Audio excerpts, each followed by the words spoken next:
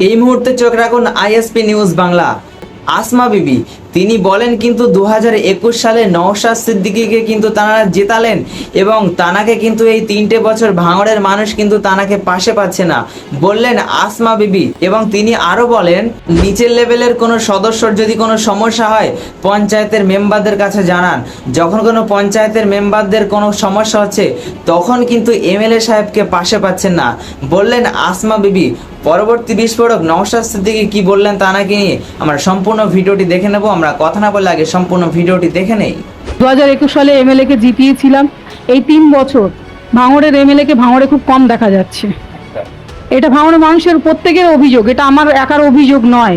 কিছু স্তরের সমস্যা হচ্ছে আমাদের কাছে জানাচ্ছে, কিন্তু আমাদের যখন সমস্যা হচ্ছে আমরা আর কাউকে পাশে পাচ্ছি না। এমএলএ কে ফোন করছি, উনি ফোন রিসিভ করেন না। ওনার অফিসের ছেলেরা তারাও ঠিকঠাক রিসিভ করেন না, তো কোনো রিপ্লাই দেন না। তাই এটা আমি কি বলতে পারি, কি করতে পারি? আসমা বিবির কথার পরিপ্রেক্ষে নওশাদ সিদ্দিকী কি জবাব দিলেন আমরা এখনই শুনে নেব। চলুন আগে শুনে নেওয়া যাক।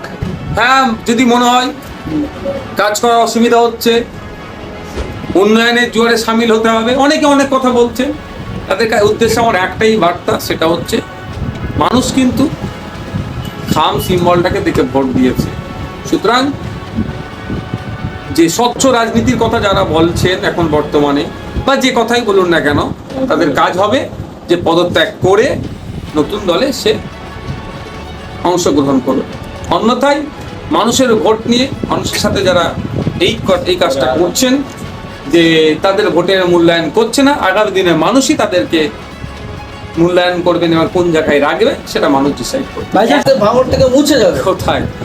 2021 সালে তো আমাদের একটা পঞ্চায়েতের মেম্বার ছিল না, সমিতির মেম্বার একটাও ছিল না, জেলা পরিষদের মেম্বার একটাও ছিল না, সেখানে 1,09,000 ভোট পেয়েছিলাম। এখন তো তাও অনেক হয়েছে। তো আপনি যেটা বলতে চাইছেন সেটা কিছুই হবে না। বাংলার মানুষের অন্তরে আইএসএফ জিতে গিয়েছে।